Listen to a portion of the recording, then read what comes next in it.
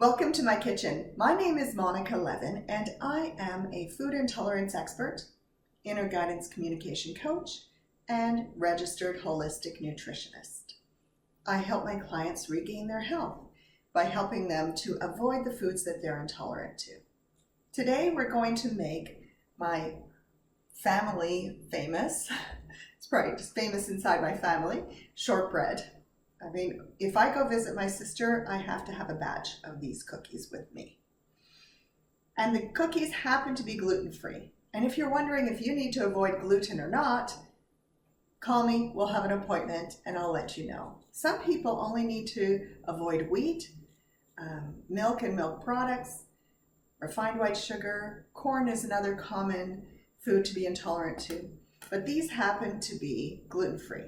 They are not dairy-free because we do use butter, but butter has almost no lactose in it. So even people that are sensitive to lactose are able to eat these cookies. These cookies also use rice flour. Now the rice flour that works in this recipe is the rice flour that you buy at the Asian food stores, Asian grocery stores. And it works because it's so fine. I've tried it with other rice flours, doesn't work. So go get this kind of rice flour. You can purchase them online nowadays as well. And another ingredient in these cookies is tapioca starch. Again, I get this at the Asian food store. And then it has a bit of guar gum, which is used to smooth it out a little bit, and vanilla, and honey. You don't have to use honey. You can use maple syrup. Maple syrup is fantastic. If I use maple syrup, I leave out the vanilla because I don't want the vanilla to interfere with the maple syrup flavor. But today we're going to use honey. This is my fancy schmancy blender / food processor. So I'll turn it like this so that you can see what it looks like, because obviously it doesn't have a clear side. So first thing we do is we put the butter and honey into the food processor. I think that's probably better than a blender because a blender requires a little bit more liquid. I suggest you pull out a food processor to mix these ingredients. 1.5 cups of butter, and the recipe is below the video. There we go. Then we add the honey. Oops, I don't want to step on butter. Sorry about that. Pour in the honey. 1/2 cup of honey or maple syrup. I was running out of maple syrup, so honey it is.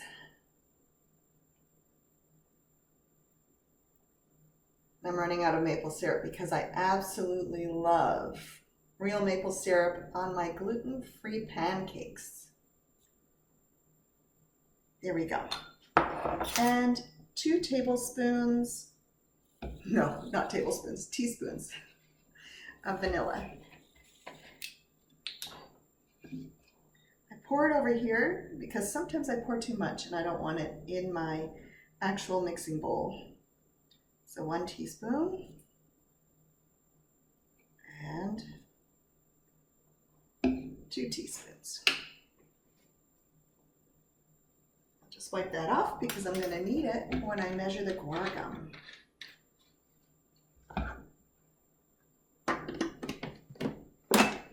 Okay, here we go.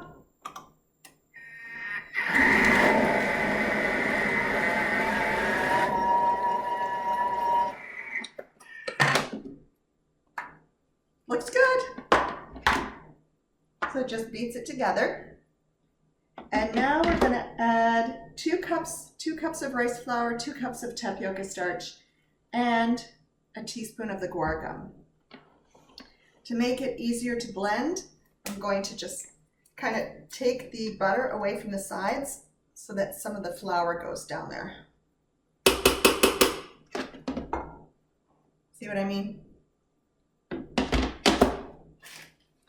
Okay, I have a second container here of my rice flour because I don't know if this is 2 cups or not.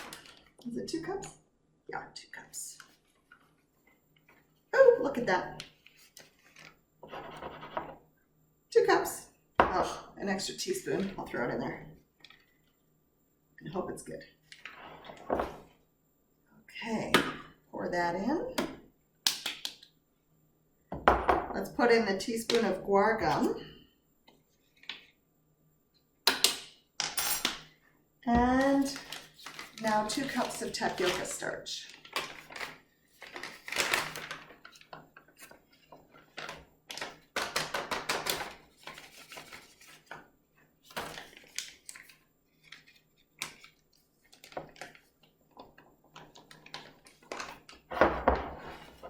There we go, 2 cups of tapioca starch.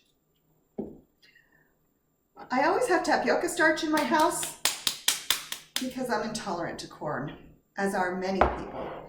And if you ever have a recipe that calls for cornstarch, you just replace it with tapioca starch. Okay, I'm gonna blend this now, and I might have to cut the video to come back when it's fully blended. Let's see how it goes.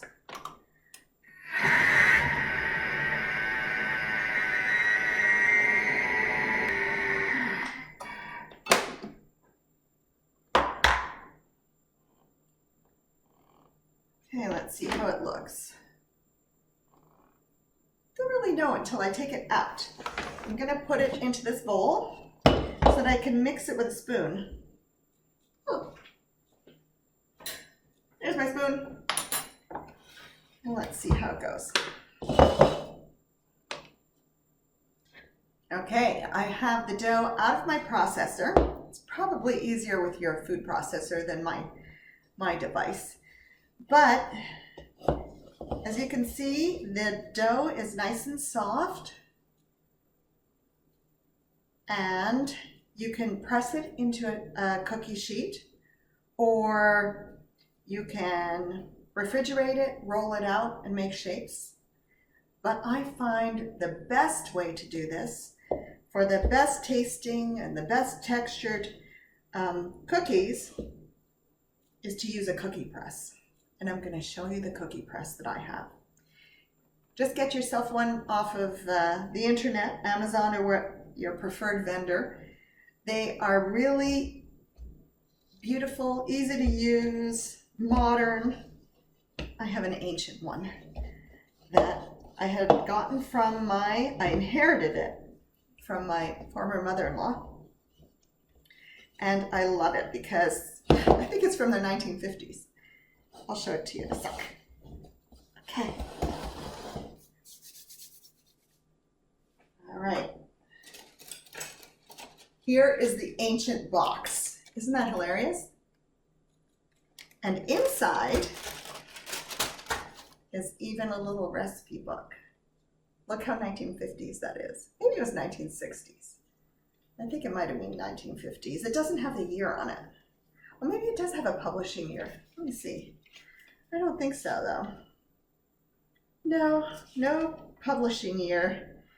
And this is made of aluminum. I don't usually use aluminum, but it's just so much fun. And I've tried all of the different ends, and the one that seems to work the best is this one. So if you have one similar to this in your cookie press, use that. You don't want to use one where the dough could be separate, like this one.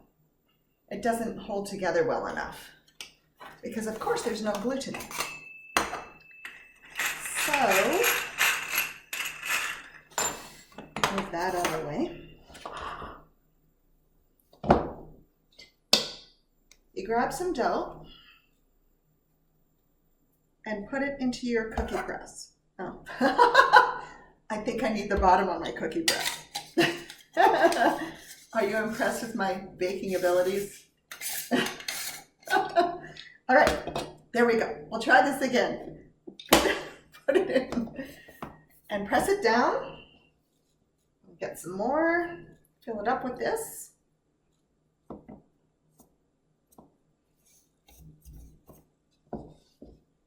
Then we press the cookies out onto a cookie sheet. There's so much butter in this recipe, you do not need to oil or butter your cookie sheet. Just leave it plain. Mine was originally non-stick. I don't know how non-stick it is nowadays.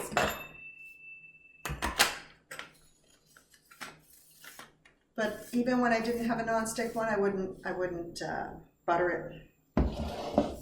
Okay. And I'll just show you what they look like.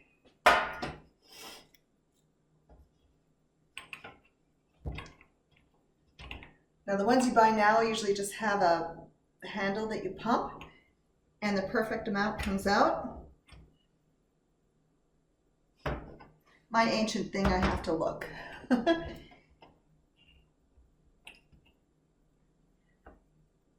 we go. I'll show you in a second.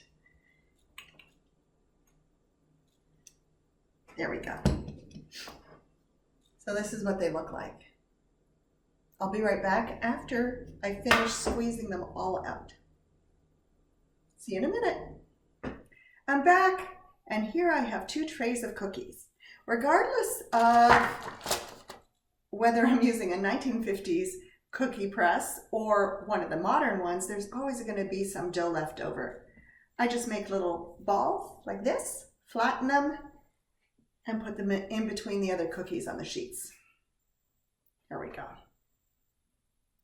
Where should I fit this one? Oh goodness.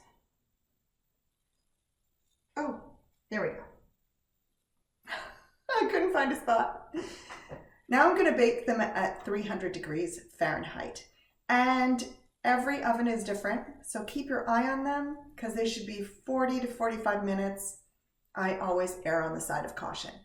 What I do is I put them into the oven for 15 minutes, set my timer. And then when the timer goes off, I put the bottom one on the higher rack and the higher one on the lower rack because I don't think any oven is perfect unless you have a commercial oven. Okay, so I'm going to bake them and then I'll come back and show you what they look like. See you soon. Well, here they are, golden brown and delicious, I'm sure. They did take, let's see how long did they take.